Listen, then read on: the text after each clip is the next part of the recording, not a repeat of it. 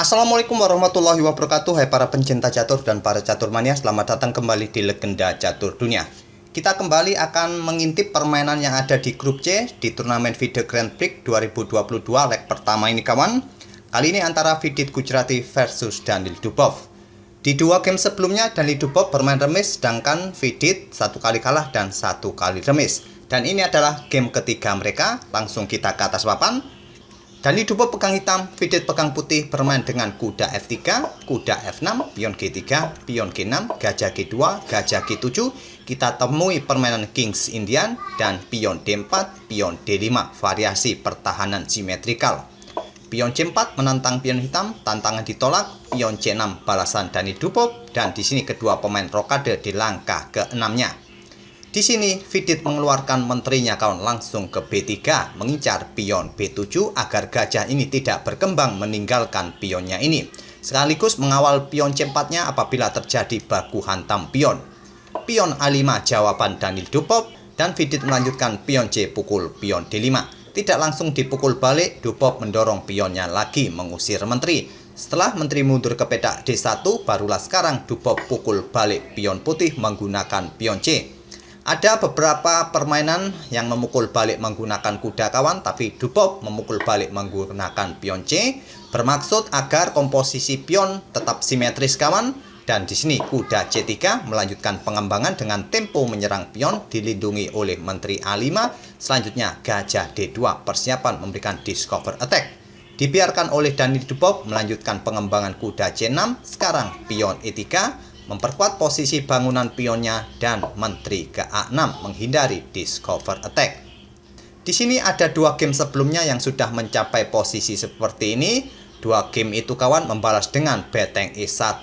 Ada game yang berakhir remis dan ada satu game yang berakhir kemenangan bagi putih. Tapi Vidit mempunyai ide lain dengan pion B3, dan ini merupakan langkah baru yang belum pernah dimainkan sebelumnya di langkah ke-13. Tantangan pion ini diterima oleh Daniil Dubov dengan pion A pukul pion B3 dipukul balik menggunakan menteri. Memukul menggunakan pion kawan, kemungkinan hitam akan membalas dengan pertukaran perwira seperti ini. Dan dengan komposisi seperti ini tak ada masalah bagi kedua pemain. Permainan masih cukup seimbang, komposisi pion masih cukup setara atau simetris.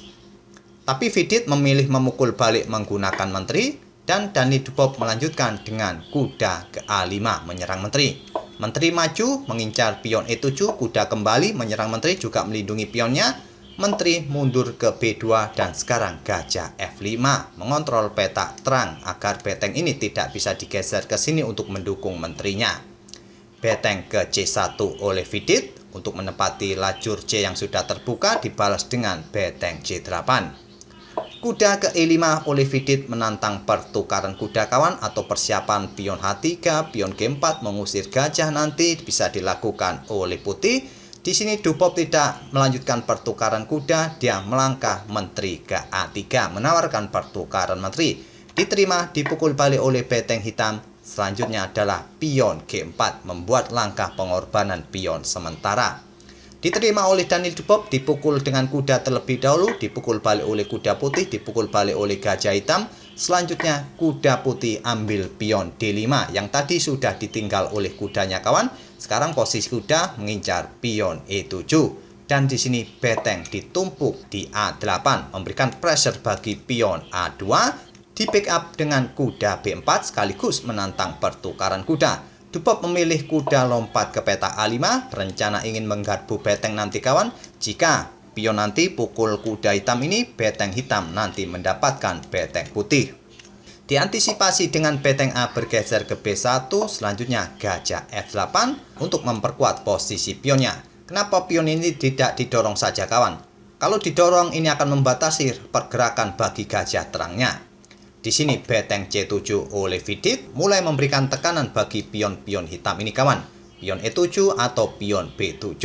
Di sini Dubov merespon dengan langkah gajah E6 membuat langkah kesalahan. Melangkahkan pion ini kawan maju ke peta E6 merupakan pilihan terbaik pada posisi seperti ini.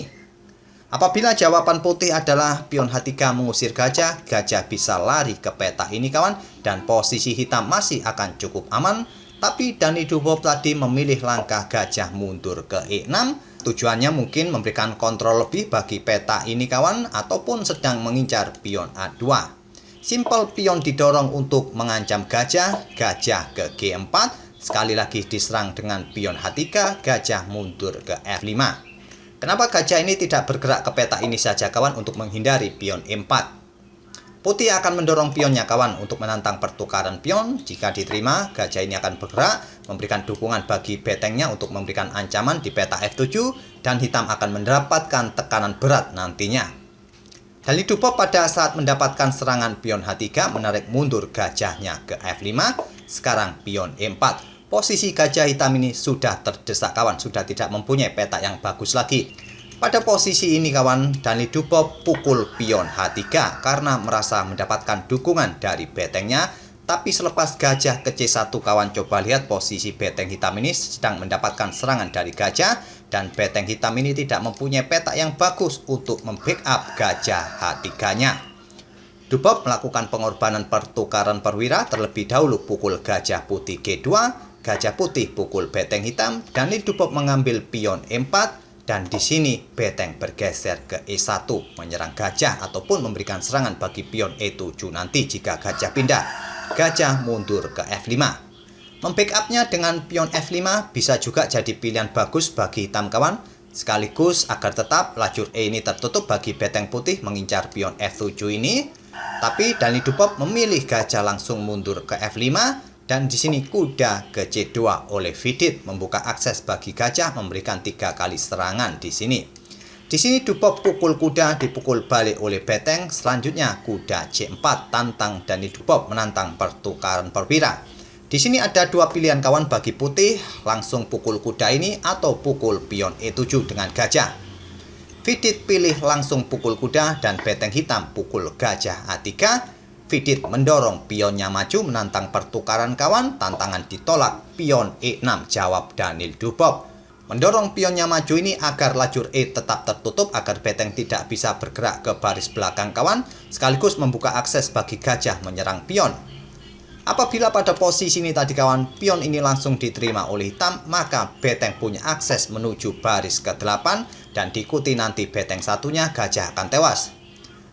Oleh karena itulah tadi Dani Dubov hanya mendorong pionnya maju agar lajur E tetap tertutup, dan tetap saja kawan pion ini akan melenggang nantinya. Tapi pertama-tama beteng bergeser ke D1 melindungi pionnya dari ancaman gajah ataupun beteng hitam yang ingin bergeser ke sini nanti.